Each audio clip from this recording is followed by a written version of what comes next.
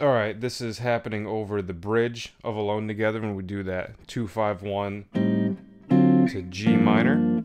So this is pretty high up. So what he starts out with is he does a C minor 6 arpeggio with like a chromatic from the 5 to 6.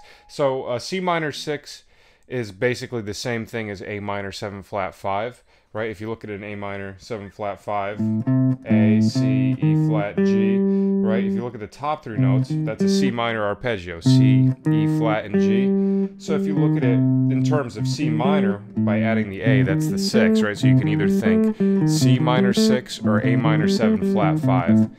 And I could be wrong about this, but I'm pretty sure if you looked back at like a lot of the old school standards, a lot of times they originally considered it a minor 6 chord as opposed to a minor 7 flat 5 chord. So I think, you know, the understanding of harmony and how these chords function has kind of evolved over the years, but I definitely used to, it seems like when you get into really old songs, a lot of times the minor 6 chords seem to be a little bit more prevalent than the minor 7 flat 5s.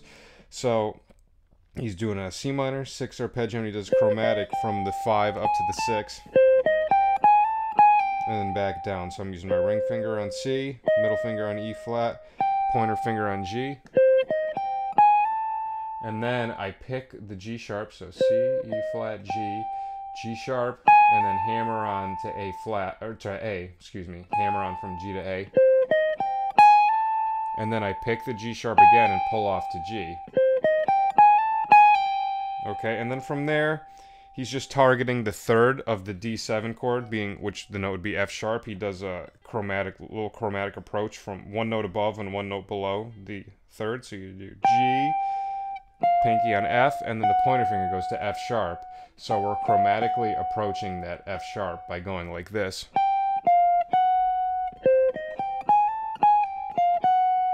Okay, and that, so you're coming from the pull off, I pick the F sharp, and then I put my ring finger up on the A, which is the 5 of our D7.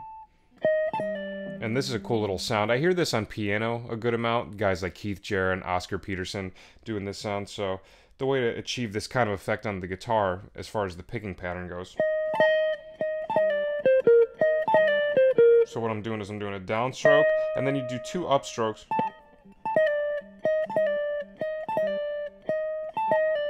Pull off after the upstroke, after the 2 upstrokes. And those notes are my middle finger on E flat and my ring finger on A on the 2nd string and the 1st string. So I'm doing down, up, up. It's kind of hard to do slow, actually.